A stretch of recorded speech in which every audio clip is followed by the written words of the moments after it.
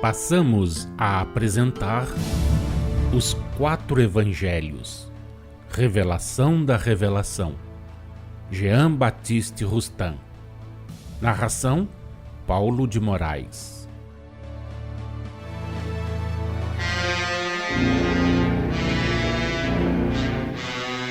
Evangelho de Jesus segundo Mateus, capítulo 18, versículos 6 a 11.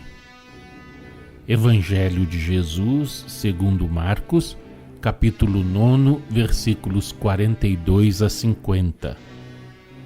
Evangelho de Jesus segundo Lucas, capítulo 17, versículos 1 e 2.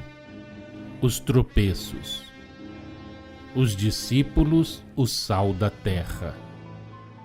Quem puser uma pedra de tropeço no caminho de um destes pequeninos que creem em mim, melhor seria que se lhe pendurasse ao pescoço uma grande pedra de moinho e que fosse lançado ao mar. Ai do mundo por causa dos escândalos, porque é necessário que apareçam escândalos. Mas ai do homem por quem vem o escândalo. Se a tua mão te servir de pedra de tropeço, corta-a.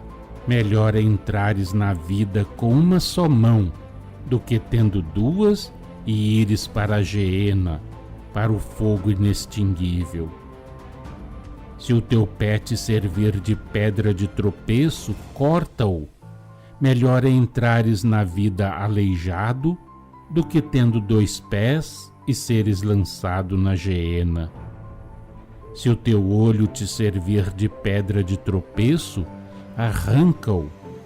Melhor é entrares na vida com um só dos teus olhos, do que tendo 2 e seres lançado na geena, onde o seu verme não morre e o fogo não se apaga. Guardai-vos e não desprezeis um destes pequeninos, porque vos digo que os seus anjos nos céus veem incessantemente a face de meu Pai que está nos céus, porque o Filho do Homem veio salvar o que fora perdido. Cada um será salgado com fogo. O sal é bom, mas se o sal se tiver tornado insípido, com que haveis de restaurar-lhe o sabor? Tendes sal em vós mesmos e estai em paz uns com os outros. Número 204. Aquele que escandaliza a uma criança, aquele que pelas palavras e exemplos arrasta um de seus irmãos, por mais ínfimo que o julgue a praticar o mal, seja por atos, seja por pensamentos, se torna culpado perante Deus, não só da falta em que assim procedendo incorreu, mas também das em que tenha feito incorrer os outros e as expiará. Destruí em vós todas as raízes do pecado, isto é, tudo que vos leve a infringir a lei divina. Arrancai de vossos seres tudo o que vos possa, de qualquer maneira, induzir ao mal. Tratai de compreender bem o sentido figurado das palavras de Jesus. Destruí nas vossas almas todas as causas do mal, qualquer que seja o sofrimento humano que vos possa isso causar. Mais vale que sofrais durante alguns dias da vossa miserável existência, rompendo com os vícios, do que vos arriscardes a sofrer por séculos na vida errante do espírito culpado. Considerai que o fogo que devora não se extingue e que o verme que rói nunca morre. Imagens são estas de uma dor ardente, incessante, que consome o espírito sem jamais o reduzir a cinzas, de uma tortura de todos os instantes da sua vida na erraticidade, sem que lhe sorria a esperança de ver-lhe o fim. A esperança é gota d'água que cai nas terras áridas, é o maná que o faminto apanha do chão, é o bálsamo que se deita na chaga sangrenta. O culpado não a pode sentir até que o arrependimento lhe haja aberto o coração para aninhá-la. É impossível que no seio da humanidade não se encontrem espíritos menos adiantados ou mais obstinados no mal do que outros e que não provoquem o escândalo pelos seus atos maus, pelos seus maus conselhos e maus exemplos. Ai deles! Melhor fora que, reconhecendo a sua inferioridade moral, não houvessem encarnado em meios muito elevados, em pontos para eles muito civilizados do planeta, pois que seus vícios e sua ignorância podem induzir ao mal os que os cercam e causar escândalo, detendo a estes os passos e arrastando-os à queda.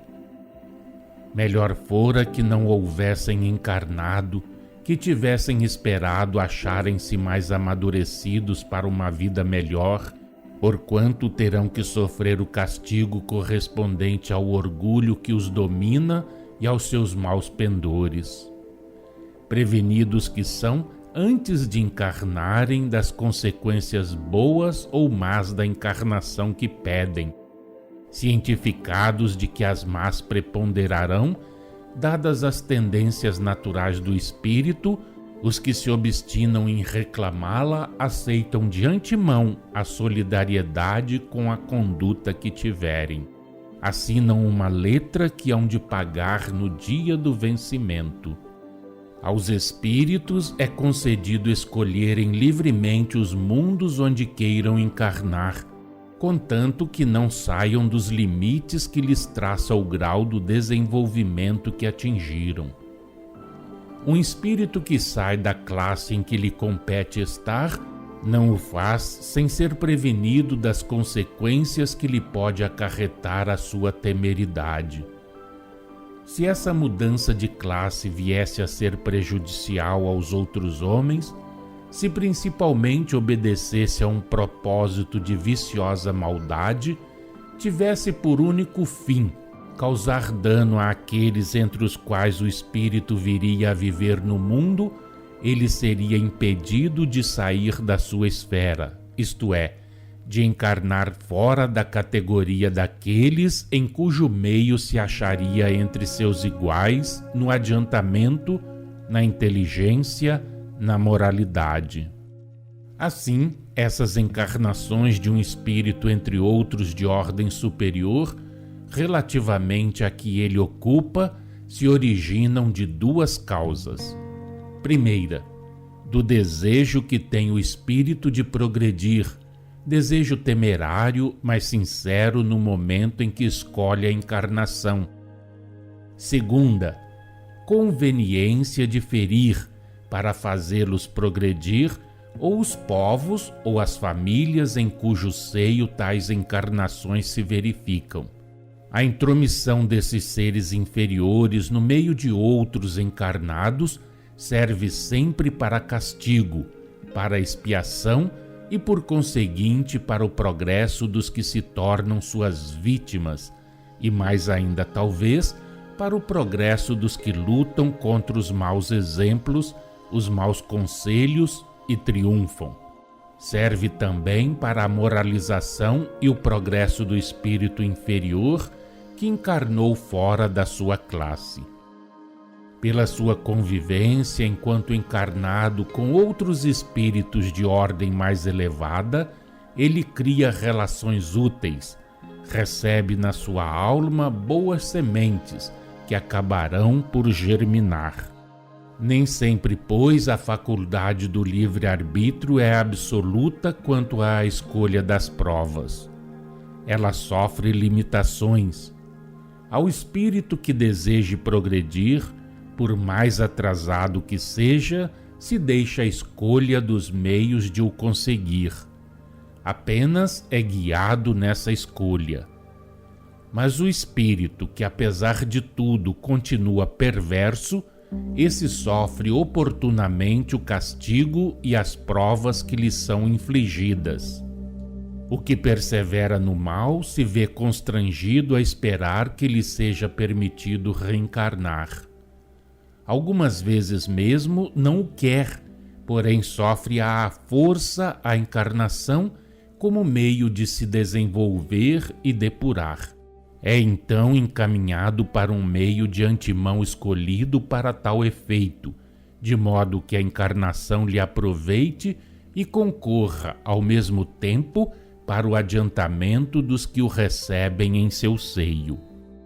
Assim, não diz a verdade quem afirma que o espírito usa sempre do livre-arbítrio quanto à faculdade de encarnar ou não e quanto às provações, quaisquer que sejam na sua perversidade, suas intenções e o fim malfazejo que se propõe a atingir pela reencarnação.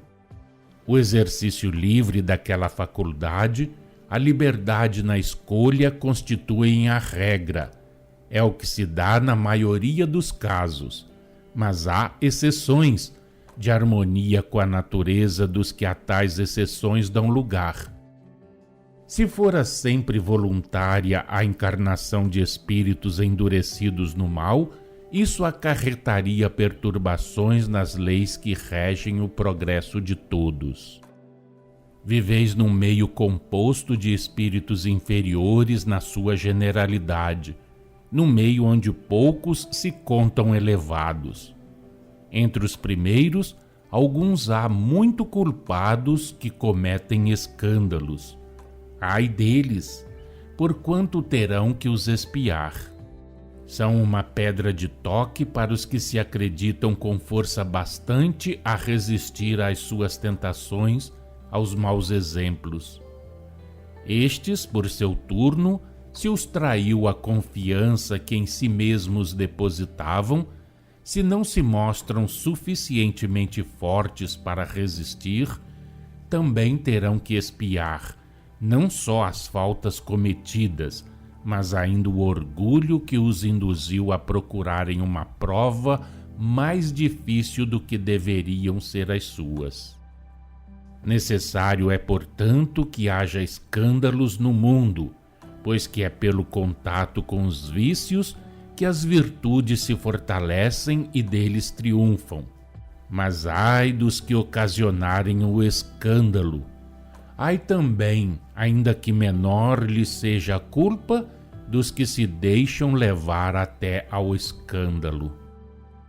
Doçura, fé, bons exemplos, tais as armas de que vós outros espíritas vos deveis utilizar para propagar a nova revelação. Bom êxito alcançareis com elas entre muitos de vossos irmãos. Mas nem todos se acham ainda amadurecidos. Deveis falar desassombradamente das vossas crenças, assentá-las nas suas bases. Fazei-o, todavia, com brandura e persuasão. Se, porém, encontrardes naturezas obstinadas, e as há muitas, deixai-as. O tempo fará, ou nessa mesma existência ou em outras, com o auxílio da reencarnação, o que não tiverdes podido conseguir. O futuro é longo, toda a eternidade se contém nele.